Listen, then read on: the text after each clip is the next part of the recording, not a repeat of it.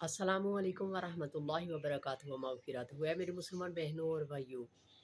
آج کل her parents اپنی اولاد کے ناگوار رویے کی وجہ سے حد درجہ پریشان ہیں، اور یقین کریں کہ یہ سب کچھ ہمارا اپنا کمایا ہوا ہے کہ ہمیں اپنے بچوں کی پرورش تربیت جو تھی وہ دین پہ کرنی تھی، اور جیسے جیسے ہم نے اس چیز کو چھوڑ دیا تو اللہ رب العزت نے بچوں کے دلوں میں آپ کے لیے یا ہمارے لیے ہماری اولادوں کے دلوں میں محبت نہیں ڈالی۔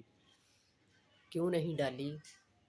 کیونکہ سب سے پہلا کنسیپٹ جو تھا وہ ان کے مائنڈ میں یہ کلیئر کرنا تھا کہ جو اللہ کی فرما برداری ہے، اللہ کی محبت ہے، وہ ان پہ لازم و ملزوم ہے۔ لیکن ہم نے کیا کیا؟ ہم نے یہ کنسیپٹ ان کو بتایا ہی نہیں، اور اگر انہوں نے بکس میں پڑھا بھی ہے تو آپ یقین کریں کہ اسی حد تک کہ اللہ ایک ہے۔ ہمیں کس نے پیدا کیا؟ اللہ نے۔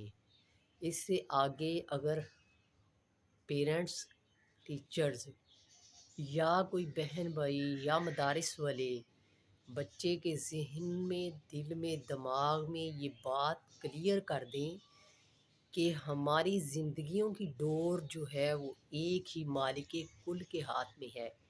یہ کائنات، یہ سب کچھ جو تخلیق کیا گیا یہ اللہ رب العزت نے تخلیق کیا ہے، اور یہ سب اسی کے حکم سے ہے، اور اس کا چلنا اور اس کا ختم ہونا، ہماری زندگیاں، ہماری خوشیاں، ہمارے غم، ہر چیز جو ہے وہ اللہ کے حکم سے ہے۔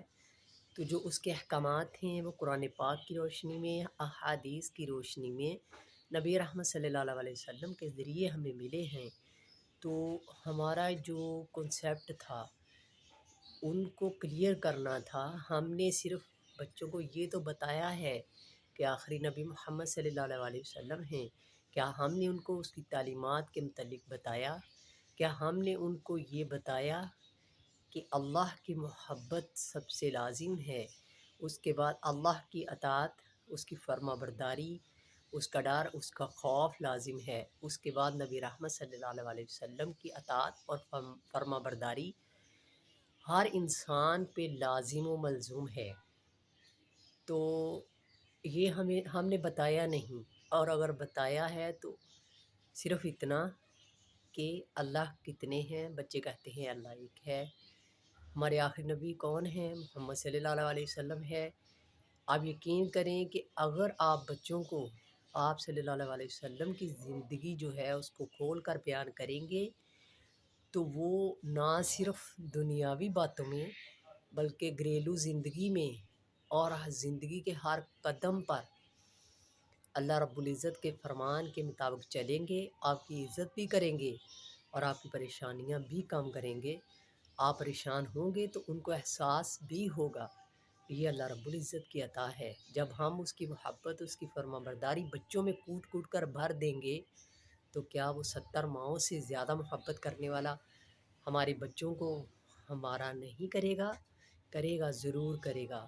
سب سے پہلے اپنے دل و دماغ کو اس بات پر آمادہ کر لیں کہ بچوں کے دل و دماغ میں کسی اور کی محبت یا اور کا ڈر ڈالنے سے پہلے اللہ رب العزت اور نبی رحمت صلی اللہ علیہ وسلم کی محبت اور ان کا ڈر ان کے دل و دماغ میں ڈال دیں۔ اللہ ہمیں عمل کی توفیق عطا فرمائے، آمین۔